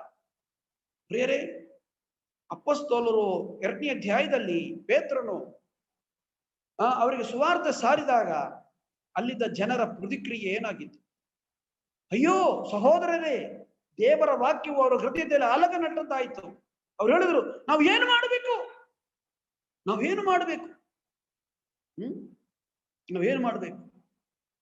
ಲೂಕನ ಸುವಾರ್ತೆ 18ನೇ ಅಧ್ಯಾಯದಲ್ಲಿ ನಾವು ಒಂದು ಸಾಮ್ಯವನ್ನು ನೋಡ್ತೇವೆ. ಅಲ್ಲಿ ಕರ್ತನಾದ ಯೇಸು ಕ್ರಿಸ್ತನು ಸುಂಗದವನ ಬಗ್ಗೆ ಹೇಳುವಾಗ ಆ ಸುಂಗದವನು ಹೇಳುವಂತ ಮಾತು ಏನಂದ್ರೆ, ಪಾಪಿಯಾದ ನನ್ನ ಮೇಲೆ ಕರುಣೆ ಇಡು ಸ್ವಾಮಿ ಎಂಬುದಾಗಿ ತಮಾಷ್ ತರ ಅಲ್ಲ, ಹುಡುಗಾಟದ ತರದಲ್ಲ, ನಗುನಗುತ್ತಾ ಹೇಳಲಿಲ್ಲ, ಎದೆ ಬಡ್ಕೊಳ್ಳುತ್ತ. ಪಾಪದ ಅರಿವು ಬಂದಾಗ ಅವನು ಎಷ್ಟು ಅಯೋಗ್ಯನು ದೇವರ ಬಳಿ ಬರಲಿಕ್ಕೆ, ಯಾವ ಯೋಗ್ಯತೆ ಇಲ್ಲದ ಅವನು ಎಂಬುದಾಗಿ ಅರ್ಥ ಮಾಡಿಕೊಂಡಾಗ ತಲೆ ಎತ್ತಲಿಕ್ಕೆ ಕೂಡ ಅವನಿಗೆ ಆಗದೆ ತಲೆ ತಗ್ಗಿಸಿಕೊಂಡು ಎದೆ ಬಡಿಕೊಳ್ಳುತ್ತಾ ಒಂದೇ ಒಂದು ಪ್ರಾರ್ಥನೆ, ಪಾಪಿಯಾದ ನನ್ನ ಮೇಲೆ ಕರುಣೆ ಇಡು. ಆ ಒಂದು ಮಾತು ಅವನ ಹೃದಯದ ಬಂದ ಕೂಡಲೇ ಕರ್ತನು ಇವನು ನೀತಿವಂತನಾಗಿ ತನ್ನ ಮನೆಗೆ ಹೋದನು. ಆ ಪರಿಸಾಯನು ಹಾಗೆ ಹೋಗಲಿಲ್ಲ. ದೇವರ ನೀತಿಯನ್ನು ಹೊಂದಿದವನಾಗಿ ಈ ಸುಂಗದವನು ಮನೆಗೆ ಹೋದನು. ಅವನು ಪಾಪಿಯಾಗಿ ಒಳಗ ಬಂದನು, ಪರಿಶುದ್ಧನಾಗಿ ನೀತಿವಂತನಾಗಿ ತನ್ನ ಮನೆಗೆ ಹೋದನು.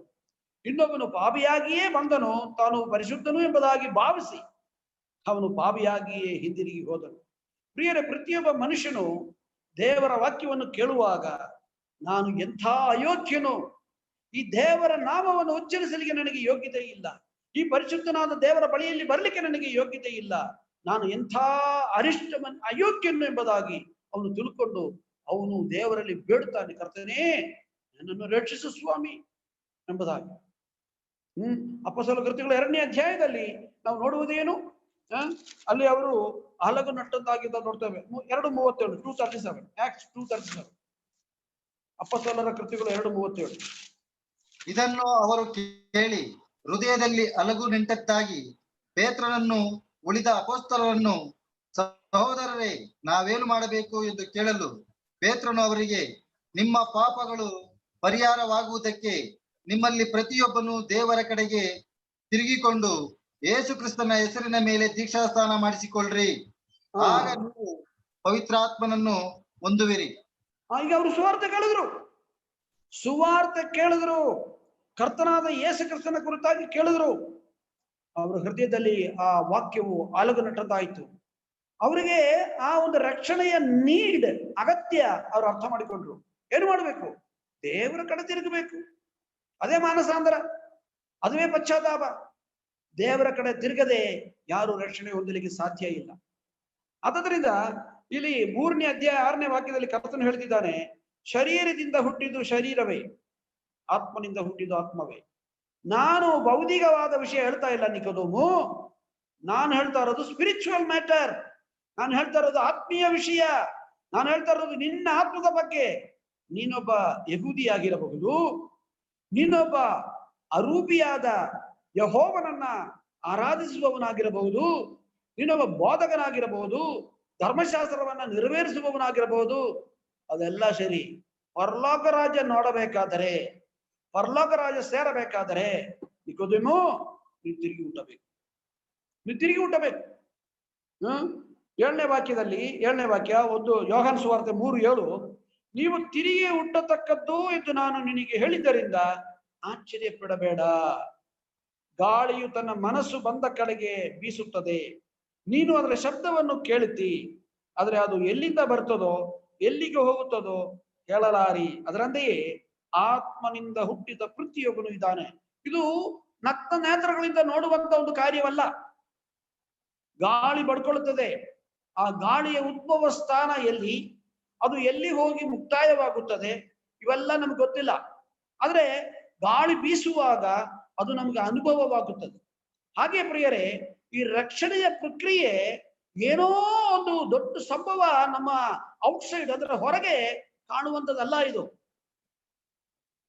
ರಕ್ಷಣೆ ಹೊಂದಿದಾಗ ಏನು ಗುಡುಗು, ಮಿಂಚು, ಏನೋ ಒಂದು ಶಬ್ದ, ಆ ತರ ಎಲ್ಲ ಏನಿಲ್ಲ. ಇದು ಗಾಳಿ ಬರುವ ತರ, ಎಲ್ಲಿಗೆ ಹೋಗುವ ತರ. ಹೇಗೆ ಕರ್ತನು ಹೇಳ್ತಿದ್ದಾನೆ, ಗಾಳಿಯು ತನ್ನ ಮನಸ್ಸ ಬಂದ ಕಡೆಗೆ ಬೀಸುತ್ತದೆ, ನೀನು ಅದರ ಶಬ್ದವನ್ನು ಕೇಳುತ್ತಿ, ಆದ್ರೆ ಅದು ಎಲ್ಲಿಂದ ಬರುತ್ತದೋ ಎಲ್ಲಿಗೆ ಹೋಗುತ್ತದೋ ಹೇಳಲಾರಿ. ಅದರಂತೆಯೇ ಆತ್ಮನಿಂದ ಹುಟ್ಟಿದ ಪ್ರತಿಯೊಬ್ಬನು ಇದ್ದಾನೆ ಅಂದನು. ಅಂದರೆ ಗಾಳಿ ನಮಗೆ ಅನುಭವ ಆಗ್ತದೆ. ಗಾಳಿ ಇದೆ, ಗಾಳಿ ನನ್ನ ಮೈ ಮೇಲೆ ಅದು ಸ್ಪರ್ಶಿಸಿತ್ತು, ನನ್ನನ್ನು ಮುಟ್ಟಿ ಅದು ಹೋಯ್ತು ಎಂಬುದಾಗಿ ನಮ್ಗೆ ಅನುಭವ ಆಗ್ತದೆ.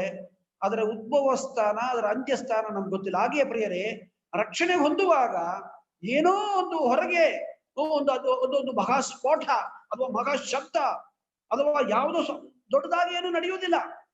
ಬಹಳ ಮೌನವಾಗಿ, ನಿಶಬ್ದವಾಗಿ ಆ ಪ್ರಕ್ರಿಯೆ ನಡೆಯುತ್ತದೆ. ಆದರೆ ಆ ವ್ಯಕ್ತಿಯ ಜೀವಿತದಲ್ಲಿ ಪರಿಣಾಮ ಬೀರುವಾಗ ಅಥವಾ ಬದಲಾವಣೆ ಆದಾಗ ಅದು ಅನುಭವವಾಗುತ್ತದೆ. ಇವನು ರಕ್ಷಣೆ ಹೊಂದಿದ್ದಾನೆ, ಇವನು ತಿರುಗಿ ಹುಟ್ಟಿದ್ದಾನೆ ಎಂಬುದಾಗಿ. ಪ್ರಿಯರೇ, ಮತ್ತೊಂದು ವಿಷಯ ನಾನು ಈಗ ಜಸ್ಟ್ ತಗೊಳ್ತೇನೆ, ದೇವರ ಚಿತ್ತವಾದ್ರೆ ಮುಂದಕ್ಕೆ ನಾನು ಅದರ ಬಗ್ಗೆ ಹೇಳ್ತೇನೆ. 1ನೇ ಪೇತ್ರ 23ರಿಂದ 25. 1ನೇ ಪೇತ್ರ 23ರಿಂದ 25. I don't thinks I can finish it, but I will try it. 1ನೇ ಪೇತ್ರ 1ನೇ ಅಧ್ಯಾಯ 23ರಿಂದ 25. First Peter chapter 1 verse 23 to 25. ಯಥಾರ್ಥವಾಗಿಯೂ ಪ್ರೀತಿಸಿರಿ, ನೀವು ಪುನರ್ಜನ್ಮ ಹೊಂದಿದವರಾಗಿದ್ದೀರಲ್ಲ. ಆ ಜನ್ಮವು ನಾಶವಾಗುವ ಬೀಜದಿಂದ ಉಂಟಾದದ್ದಲ್ಲ, ನಾಶವಾಗದ ಬೀಜದಿಂದಲೇ ಉಂಟಾದದ್ದು. ಅದು ದೇವರ ಸದಾ ಜೀವವುಳ್ಳ ವಾಕ್ಯದ ಮೂಲಕವಾಗಿ ಉಂಟಾಯಿತು. ಓಕೆ, ಇಲ್ಲಿ ಪೇತ್ರನು ಹೇಳುವುದನ್ನ ನೋಡ್ತೀವಿ. ಇಲ್ಲಿ ಪೇತ್ರನು ಪುನರ್ಜನ್ಮ ಎಂಬ ಪದವನ್ನು ಉಪಯೋಗಿಸುವುದು ನೋಡ್ತೇವೆ. ನೀವು ತಿರುಗಿ ಹುಟ್ಟಿದವರಾಗಿದ್ದಾರಲ್ಲ, ಅಂದ್ರೆ KJV-ನಲ್ಲಿ ಪುನರ್ಜನ್ಮ. ಈ ಪುನರ್ಜನ್ಮ ಪದ ನೋಡಿ ಹೇಗೆ ಇವತ್ತು ತಪ್ಪಾಗಿ ತಿಳ್ಕೊಂಡಿದ್ದಾರೆ ಅನ್ಯರು ಎಂಬುದಾಗಿ ನಾವು ತಿಳಿದುಕೊಳ್ಳಬೇಕು. ಈ ನಮ್ಮ ಹಿಂದೂ ಮಿತ್ರರು ಕೂಡ ಪುನರ್ಜನ್ಮ ಎಂಬ ಪದವನ್ನು ಉಪಯೋಗಿಸ್ತಾರೆ. ಆ ಪುನರ್ಜನ್ಮದ ಬಗ್ಗೆ ನಮಗೆಲ್ಲರಿಗೂ ಗೊತ್ತಿದೆ. ಮತ್ತೆ ಮತ್ತೆ ಮತ್ತೆ ಮತ್ತೆ ಮತ್ತೆ ಮತ್ತೆ ಮತ್ತೆ ಮನುಷ್ಯನಾಗಿ ಹುಟ್ಟುಕೊಳ್ಳೋದು. ಈ ಒಂದು ಜನ್ಮದಲ್ಲಿ ಒಳ್ಳೆಯದು ಮಾಡಿದರೆ ಮುಂದಿನ ಜನ್ಮದಲ್ಲಿ ಅವನಿಗೆ ಬಡ್ತಿ ಸಿಗುತ್ತದೆ. ಅಂತಿಮವಾಗಿ ಅವನು ಪ್ರತ್ಯೇಕವಾದ ಒಂದು ಒಂದು ಒಂದು ಒಂದು ವ್ಯಕ್ತಿತ್ವ ಅವನಿಗೆ ದೊರಕುತ್ತದೆ. ಅದನ್ನು ನಾನು ಇಲ್ಲಿ ಹೇಳ ಬಯಸುವುದಿಲ್ಲ. ಆದ್ರೆ ಈಗ ಪಾಪಿಯಾದ ಮನುಷ್ಯನು, ಒಬ್ಬ ಮನುಷ್ಯನು ಪಾಪಿಯಾಗಿ ಹುಟ್ಟಿದನು, ಅವನು ಹೇಗೆ ಒಳ್ಳೇದು ಮಾಡ್ಲಿಕ್ಕೆ ಸಾಧ್ಯ? ದೇವರ ವಾಕ್ಯ ಹೇಳುತ್ತದೆ, ನೀತಿವಂತನಿಲ್ಲ, ಒಬ್ಬನಾದರೂ ಇಲ್ಲ, ಒಳ್ಳೇದು ಮಾಡುವುದನ್ನಿಲ್ಲ, ದೇವರನ್ನು ಭಯಪಡುವವನಿಲ್ಲ, ದೇವರನ್ನು ಹುಡುಕುವವನಿಲ್ಲ, ಎಲ್ಲರೂ ಪಾಪ ಮಾಡಿ ದೇವರ ಮಹಿಮೆಯನ್ನು ಹೊಂದದೆ ಹೋಗಿದ್ದಾರೆ. ಸೊ ಆ ಪುನರ್ಜನ್ಮ ಬೇಡ, ಅದು ಬೇರೆ. ಆದ್ರೆ ಇಲ್ಲಿ ಪೇತ್ರನು ಹೇಳುತ್ತಿದ್ದಾನೆ, ನಂಬಿದ ವಿಶ್ವಾಸಿಗಳಿಗೆ ಹೇಳುತ್ತಿದ್ದಾನೆ, ಅವನ ಓದುಗರಿಗೆ ಹೇಳುತ್ತಿದ್ದಾನೆ, ನೀವು ತಿರುಗಿ ಹುಟ್ಟಿದವರಾಗಿದ್ದೀರಲ್ಲ. ಅದೇ ಯೇಸು ಸ್ವಾಮಿ ನಿಕೋದೇಮಸ್ ಕೇಳದ ಹಾಗೆ, ಬಾರ್ನ್ ಅಗೇನ್, ನೀನು ತಿರುಗಿ ಹುಟ್ಟಿದವರಾಗಿದ್ದೀರಲ್ಲ ಅಥವಾ ಪುನರ್ಜನ್ಮ ಹೊಂದಿದಿರಲ್ಲ. ಆ ಜನ್ಮವು ನಾಶವಾಗುವ ಬೀಜದಿಂದ ಉಂಟಾದದ್ದಲ್ಲ. ಇಲ್ಲಿ 2 ಬೀಜದ ಬಗ್ಗೆ ಹೇಳುವುದನ್ನು ನಾವು ನೋಡ್ತೇವೆ. ಒಂದು ನಾಶವಾಗುವ ಬೀಜ, ಮತ್ತೊಂದು ನಾಶವಾಗದ ಬೀಜ. ನಾಶವಾಗುವ ಬೀಜ ಯೋಹಾನನ ಸುವಾರ್ತೆಯಲ್ಲಿ ಹೇಳಿದನ್ನೇ ಇಲ್ಲಿ ಹೇಳ್ತಾ ಇದ್ದಾನೆ ಕರ್ತನು, ದೇವರಾತ್ಮನು. ಯೋಹಾನ ಸುವಾರ್ತೆಯಲ್ಲಿ 13ನೇ ಅಧ್ಯಾಯದಲ್ಲಿ ಹೇಳಿದ್ದು ನಾಶವಾಗುವ ಬೀಜದಿಂದ ಉಂಟಾಗುವಂತ ಸ್ಥಿತಿ. ಯೋಹಾನನ ಸುವಾರ್ತೆ 1ನೇ ಅಧ್ಯಾಯದಲ್ಲಿ ಅಲ್ಲಿ ನಾವು ನೋಡಿದ್ದೆವು, ಕಾಮದಿಂದಲ್ಲ, ರಕ್ತ ಸಂಬಂಧವಾದ ಇದರಿಂದಲ್ಲ, ಪುರುಷನ ಇಚ್ಛೆಯಿಂದಲ್ಲ, ಅದೆಲ್ಲವೂ ನಾಶವಾಗುವ ಬೀಜದಿಂದ ಹುಟ್ಟಿದ ವಿಷಯ. ನಾಶವಾಗುವ ಬೀಜ. ಪ್ರಿಯರೇ, ನನ್ನನ್ನು ಕೇಳುವ ಪ್ರಿಯರೇ, ಈಗ ನನ್ನ ಶರೀರ, ಈ ಶರೀರ ದೇವರು ಕೊಟ್ಟಿದೆ. ಆದರೆ ಗೈನಕಾಲಜಿಸ್ಟ್ ಅಂದ್ರೆ ಗೈನಕಾಲಜಿನ ಆ ಒಂದು ಅರ್ಥದಲ್ಲಿ ನೋಡಿದ್ರೆ, ಇದು ನನ್ನ ತಂದೆಯ ಬೀಜದಿಂದ ನನಗೆ ಸಿಕ್ಕಿತ್ತು ಈ ಶರೀರ. ನನ್ನ ಅಪ್ಪನ ಬೀಜದಿಂದಲೇ ಈ ಶರೀರ ನನಗೆ ಸಿಕ್ಕಿತು. ಆದ್ರೆ ಅದು ನಾಶವಾಗುವ ಬೀಜ. ಅಂದ್ರೆ ಒಂದು ದಿವಸ ಅದು ಮಣ್ಣಿಗೆ ಹೋಗುತ್ತೆ. ಒಂದು ದಿವಸ ಈ ವಿಲೀನ ಮಣ್ಣಿಗೆ ಹೋಗುತ್ತೆ. ಆದ್ರೆ ನನ್ನ ತಂದೆಯ ಬೀಜದಿಂದ ನನಗೆ ಸಿಕ್ಕಿದ್ದು ಆ ಬೀಜ ನಾಶವಾಗುವುದು. ಆದ್ರೆ ನನ್ನೊಳಗೆ ಇನ್ನೊಂದು ಜೀವ ಇದೆ. Praise the lord. ಅದು ದೇವರ ವಾಕ್ಯವೆಂಬ ಬೀಜದಿಂದ ಸಿಕ್ಕಿದ್ದು. ಅದನ್ನ ಇಲ್ಲಿ ಹೇಳ್ತಿದ್ದಾನೆ. 2 kinds of seed. ದೇವರ ವಾಕ್ಯವನ್ನ ನೀರು, ರೊಟ್ಟಿ, ಬೀಜ, ಹಲವು ರೀತಿಯಲ್ಲಿ ಅದನ್ನ ಹೇಳುವುದನ್ನು ನಾವು ನೋಡ್ತೇವೆ. ಕರ್ತನಾದ ಯೇಸು ಕ್ರಿಸ್ತನು ಹೇಳಿದನಲ್ಲ, ಬಿತ್ತುವವನ ಕುರಿತಾಗಿ ಏನನ್ನು ಬಿತ್ತುತ್ತಾ ಇದ್ದನು? ದೇವರ ವಾಕ್ಯವನ್ನು ಬಿತ್ತುತ್ತಾ ಇದ್ದನು. ಸೊ ಬೀಜ. ಇಲ್ಲಿ ಪೇತ್ರನು ಹೇಳ್ತಿದ್ದಾನೆ, ನೀವು ತಿರುಗಿ ಹುಟ್ಟಿದವರಾಗಿದ್ದೀರಲ್ಲ. ಆ ಜನ್ಮವು ನಾಶವಾಗುವ ಬೀಜದಿಂದ ಉಂಟಾದದ್ದಲ್ಲ, ನಾಶವಾಗದ ಬೀಜದಿಂದಲೇ ಉಂಟಾದದ್ದು. ಅದು ದೇವರ ಸದಾ ಜೀವವುಳ್ಳ ವಾಕ್ಯದ ಮೂಲಕವಾಗಿ ಉಂಟಾಯಿತು. ಸದಾ ಜೀವವುಳ್ಳ ವಾಕ್ಯ. ಜೀವ ಇದ್ರೆ ಮಾತ್ರನೇ ಜೀವ ಕೊಡ್ಲಿಕ್ಕೆ ಸಾಧ್ಯ. ನೀರಿನಿಂದಲೂ ಆತ್ಮನಿಂದಲೂ ಹುಟ್ಟಬೇಕು ನಿಕೋದೇನು. ಅದೇ ಇಲ್ಲಿ ಆ ನೀರನ್ನ ಇಲ್ಲಿ ಏನಂತ ಹೇಳ್ತಾ ಇದ್ದಾನೆ? ಬೀಜ ಎಂಬುದಾಗಿ ಹೇಳ್ತಾ ಇದ್ದಾನೆ. ಆದ್ರೆ ಆ ಬೀಜ ಎಂತ ಬೀಜ? ಜೀವವುಳ್ಳ ಬೀಜ. ಆ ಬೀಜ ಯಾವುದು? ದೇವರ ವಾಕ್ಯ ಅಥವಾ ಸುವಾರ್ತೆ. ದೇವರ ಸುವಾರ್ತೆ. ಪ್ರಿಯರೇ, ಈಗ ಈ ಒಂದು ಜೀವ ರಕ್ಷಣೆ ಹೊಂದಿದವರಲ್ಲಿ ಇದ್ದರೆ ಮಾತ್ರನೇ ಅವರು ಪುನರುತ್ಥಾನ ಹೊಂದಿ ಕ್ರಿಸ್ತನೊಟ್ಟಿಗೆ ಸದಾ ಜೀವಿಸಲಿಕ್ಕೆ ಸಾಧ್ಯ.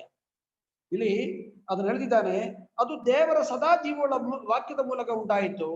ನರಜಾತಿಯೆಲ್ಲ ಹುಲ್ಲಿನ ಹಾಗಿದೆ. ಆ ಬೀಜ ಹೇಗೆ ನಾಶವಾಗುತ್ತದೆ ಎಂಬುದರ ಬಗ್ಗೆ ಇಲ್ಲಿ ಹೇಳ್ತಾ ಇದ್ದಾನೆ. ನಾಶವಾಗುವ ಬೀಜದಿಂದ ದೊರಕಿದ ಆ ಶರೀರ ಎಂಥದ್ದು ಎಂಬುದಾಗಿ ಇಲ್ಲಿ ಹೇಳ್ತಿದ್ದಾನೆ. ನರಜಾತಿಯೆಲ್ಲ ಹುಲ್ಲಿನ ಹಾಗಿದೆ, ಮನುಷ್ಯನ ಪ್ರಭಾವವೆಲ್ಲ ಹುಲ್ಲಿನ ಹೂವಿನಂತಿದೆ. ಹುಲ್ಲು ಒಣಗಿ ಹೋಗುವುದು, ಅದರ ಹೂವು ಉದುರಿ ಹೋಗುವುದು. ಹುಲ್ಲು ಒಣಗಿ ಹೋಗುವುದು ಅಂದ್ರೆ ವಯಸ್ಸು ಆಗುತ್ತಾ ಆಗುತ್ತಾ ಆಗುತ್ತಾ ಆಗುತ್ತಾ ನಮ್ಮ ರೂಪ ಬದಲಾವಣೆಗಳಾಗುತ್ತೆ, ಒಣಗಿ ಹೋಗುತ್ತೆ, ಸುಕ್ಕು ಬರುತ್ತೆ, ಹಲ್ಲುಗಳು ಹೋಗುತ್ತೆ, ಬಿಳಿ ಕೂದಲು ಬರುತ್ತೆ, ಕಣ್ಣು ಕಾಣುವುದಿಲ್ಲ. ಅದು ಹಾಗೆಯೇ ಆಗಿ ಒಂದು ದಿವಸ ಏನಾಗುತ್ತೆ? ಉದುರಿ ಹೋಗುತ್ತೆ. ಆಮೇಲೆ ಮಣ್ಣಲ್ಲಿ ಅದು ವಿಲೀನವಾಗುತ್ತೆ. ಆದ್ರೆ 25ನೇ ವಾಕ್ಯ, ಕರ್ತನ ಮಾತು ಸದಾ ಕಾಲವಿರುವುದು. ಕರ್ತನ ಮಾತು ಅದು ಬೀಜ, ಅದು ಕರ್ತನ ಮಾತು, ಅದು ಜೀವವುಳ್ಳದ್ದು, ಸದಾ ಕಾಲ ಇರುವಂಥದ್ದು. ಕರ್ತನ ಮಾತು ಸದಾ ಕಾಲವಿರುವುದು. ಅದು ಯಾವುದಂದ್ರೆ ನಿಮಗೆ ಸಾರಲ್ಪಟ್ಟ ಸುವಾರ್ಥ ವಾಕ್ಯವೇ. ಅದು ನಿಮಗೆ ಸಾರಲ್ಪಟ್ಟ ಸುವಾರ್ಥ ವಾಕ್ಯವೇ.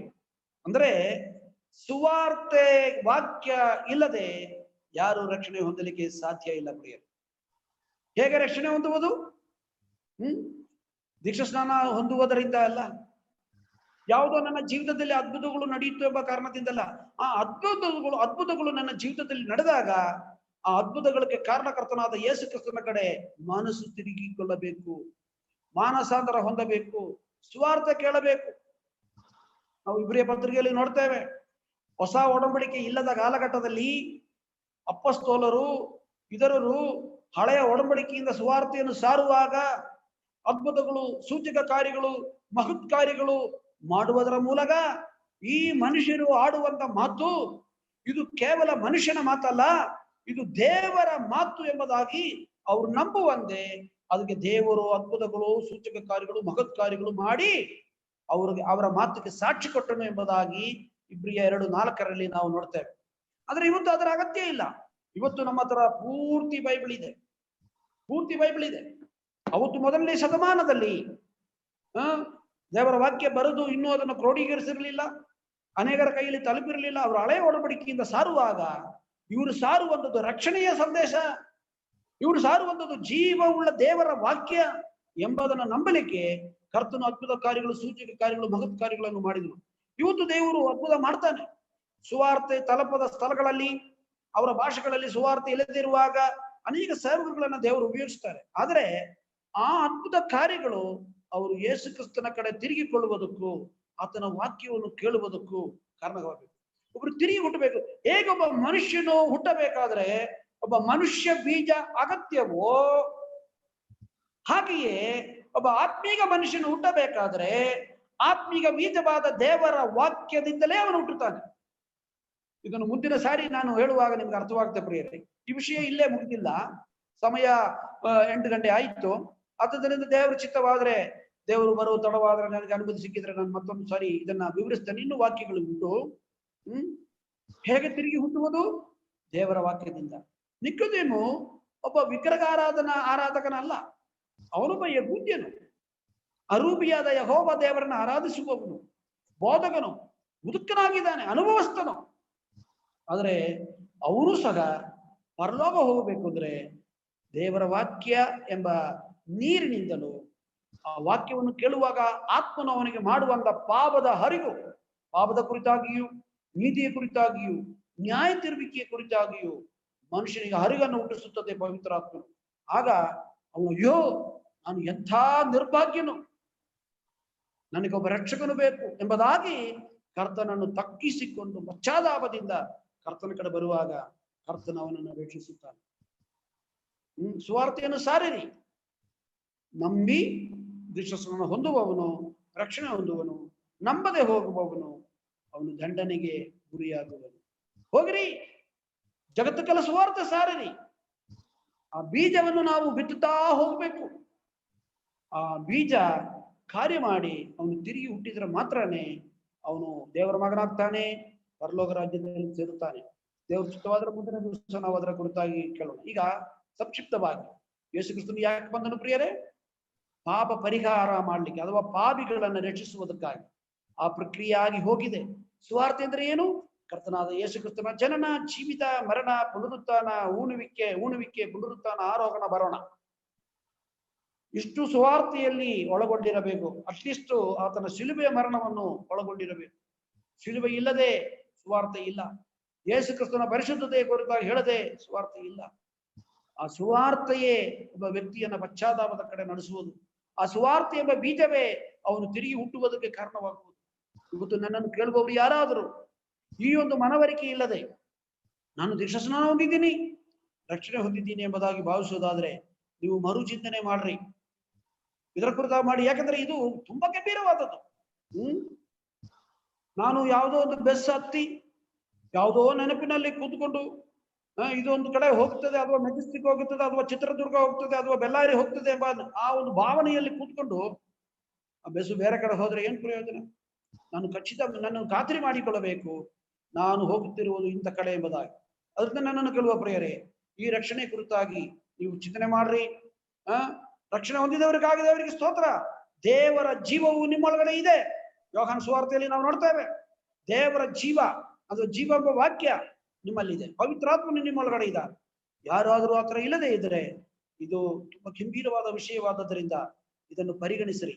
ದೇವರು ನನ್ನೊಟ್ಟಿಗೂ ನಿಮ್ಮೊಟ್ಟಿಗೂ ಮಾತನಾಡ್ಲಿ. ಈ ಸಂದರ್ಭಕ್ಕಾಗಿ ದೇವರಿಗೆ ಸ್ತೋತ್ರ. ಆತ ನಮಗೆ ಮಾತ್ರ ಮಹಿಮೆ ಉಂಟಾಗಲಿ. ಆಮೆನ್.